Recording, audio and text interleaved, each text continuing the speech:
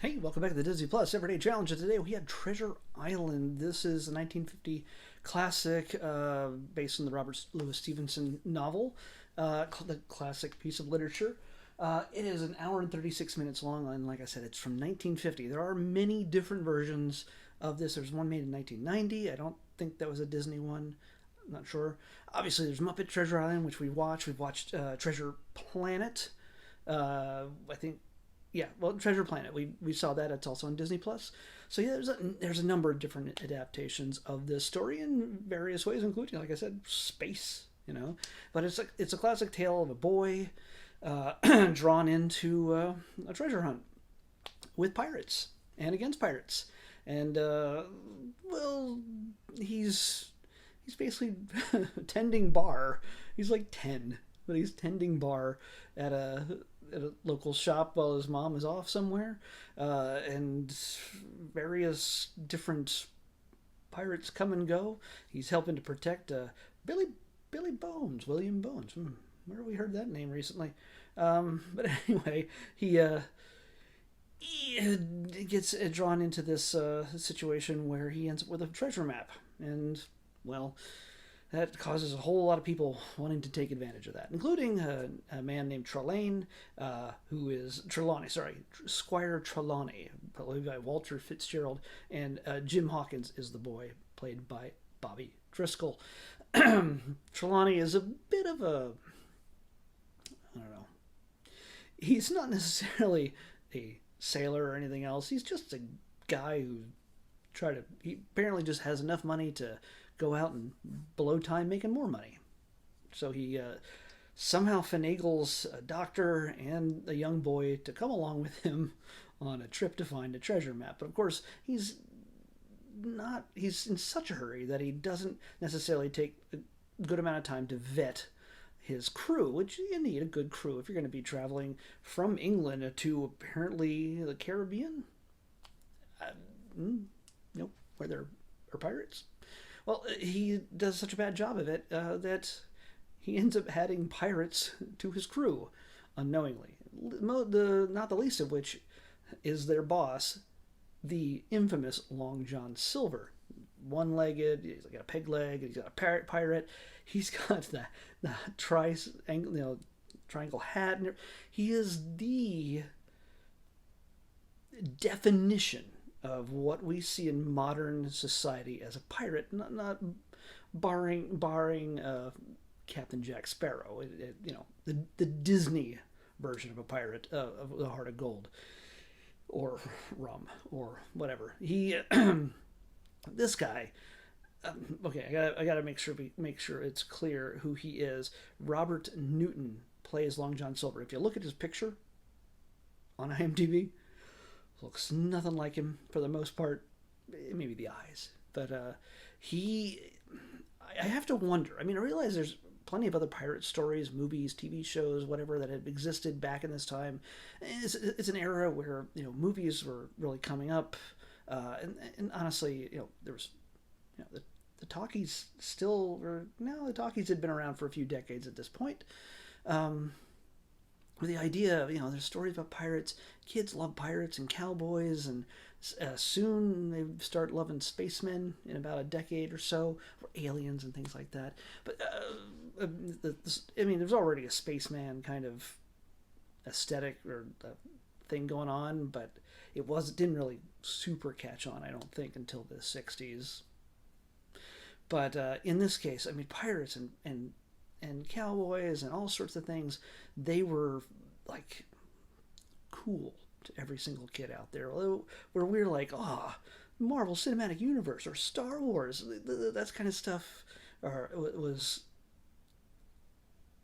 pirates and cowboys were the thing that in that era. And hey, what kid would not want to go on a big adventure, cross the sea, living the life, no parents, except the captain and some other guys, and being taken under the wing of what seems like a really cool guy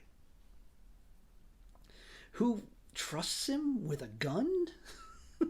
Hands the kid a gun. Really, he trusts the kid with a gun because he needs the kid to be the one to smuggle the gun on board for him. He trusts him with a number of other things. He's grooming the kid. It's not, again, the movie doesn't go that direction at all, but it's still, he's saying all the right things to get the kid on his side, being his best little buddy. And yeah, it only goes downhill for Jim Hawkins after that. Of course, mutiny, pirates take over. I'm pretty much telling you the entire story, but I mean, it's the kind of story that's been told a billion times before. And out of all the versions of all the versions of Treasure Island that are available on Disney Plus, this is the last one. I think. I don't think there are any others for us to watch. But again, yeah, maybe you read it in school. I mean, this kind of thing, it's not too surprising. But what is surprising is, like I said, the performance of Robert Newton as Long John Silver. He's not a fish and chips emporium or restaurant chain. Man, I kind of want to go to Long John Silver's now. I don't know if they're open. I'm running really late and putting this up. He is, like I said, like everything you can think of when it comes to the pirate. The voice, all the weird little aphorisms and all the things he says, just the peg leg and the pirate and the costuming and his attitude and just everything. There's lines in this that have to be probably the first time these lines have ever been said. In fact, there's one scene in this where I think Jim Hawkins probably might have been the first person to ever say, "Watch out, or I'll blow your brains out." When he has the opportunity, he has a gun in his hand when he's facing down a pirate who's about to stab him with a knife. He's trapped and he's got to decide to use a gun. And now, come on, that's exciting. I mean, for a kid, he's like, I'm in a lot of danger, but hey, I got a gun, and maybe I can use it to defend myself. There's so much Second Amendment stuff going on in that moment that made probably every guy who is horny for guns think of that moment. It just embedded in their minds. But yeah, so I mean, by the way, they stab a kid. There's a bunch of moments where, I mean, he gets stabbed, and there's a bunch of moments where guys get shot in the head. Like, it's not, you can see a dot of blood, and they just go, "Arr!" You know, there's a lot of violence. I mean, for 1950, this is pretty violent. They don't show a man getting stabbed through the chest, but you see a man lying on the ground later, like a second later, with unconscious, with like a bayonet or something stabbed through him. It's a for a kid in 1950s. This had to be like, if there was such a thing as rated R, this would have been rated R. I'm just imagining either that or just, again, we're all supposed to be wussies now. I guess that's how they think of us, because we can handle kids getting stabbed and men being shot as long as they cut away. Back in the 50s, I don't know. It's to me, it's a big adventure. Again, you have to take it in context with the era in which it was released. It is, and I can understand. I mean, John Silver is, while he's not the definitive template for what would come later with Jack Sparrow or anything else, his kind of attitude, his ability to be the bad guy who kind of does good when need be, when it serves his purposes, has to be some inspiration for Jack Sparrow. And he's charming. He's charming to a fault, where you're like, well, I can totally understand why Jim Hawkins and the captain and Trelawney and everybody else all fell for the gambit. Yes, this is an hour and a half, so it's not exactly a deep telling of the story. There's not a whole lot of complex twists and turns. In fact, they add a guy just halfway through the film, not even, like, more than halfway through the film, of a guy who was stranded on the island by John Silver many years ago, and he's just this kooky, crazy guy with a beard, which also I think is built into some tropes in the future. For in other films, there's so much I think that comes out of this. The way when you look at it, there's like I said, there's probably this might be the beginning of a lot of certain lines and a certain cliches when we look at pirates. Either that or this really built off of the cliches that existed when it came to pirates, and this guy just rocked it. I don't know enough about Robert Newton. I don't know enough about other depictions of John Silver before this, outside of in film or television or anything else. I mean, television was still very, very new at this point, so mostly all stories visually were told in film. So, yeah. And he's technically, I mean, not technically, he is a fictional character, but I imagine he might have been. There's a whole lot of history. You probably want to look it up. I looked it up the last time we had a Treasure Island story, the Muppet one. I think he might be based on a number of different characters or people in history, but he's not real.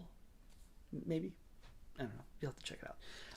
I'm now scrambling because I only have so long until I got to put this up, and we're running out of time if we're going to make this an everyday thing, and I don't want to mess that up. So anyway, as a piece of film history, as a piece of literature history made into film, literary history made into film. This is worth checking out. I mean, obviously, there's people much older than me who grew up with this, and to have this kind of thing readily available, I mean, this may not thrill anybody under 30, under 20, maybe not even at 40. I don't know. I mean, I didn't grow up with this myself, and I've never seen it. Yes, I know, I've never seen it until now. So it's while it's not like a major historical classic film in that sense, it is kind of when it comes to pirate stories. I mean, obviously the book it's based on is the core of just pirate cinema. It's something I think you should check out. Yeah, I'm glad I saw it. It's yeah, it's by the way, I would expected it to have been a little bit more inappropriate or not PC. It's fairly PC. Not, I mean, it doesn't touch upon anything. It doesn't. It's not weirdly racist, which is weird. But I think it's because there's no people of color in it. So, and I don't think there's any women in this thing either. This is a dude movie. Like, I don't think there's a single woman in this film. There's a parrot and a bunch of dudes. So, yeah. Check it out if you get the chance. Let's pick tomorrow's episode. 222. 222. Didn't we just have something close to that recently? Okay. 222. Come on, keep going. Jeez. Oh, okay. This is a series. I think it's a Disney Plus or Disney XD series. It's with that tradition of sports or athletics and singing and dancing and stuff. Well, this is more of it, I think. I think we saw something related to it, but I can't remember. Anyway, just roll with it. Just roll with it is what we're watching next on the Disney Plus Everyday Challenge. I'll see you back here tomorrow with that. Bye.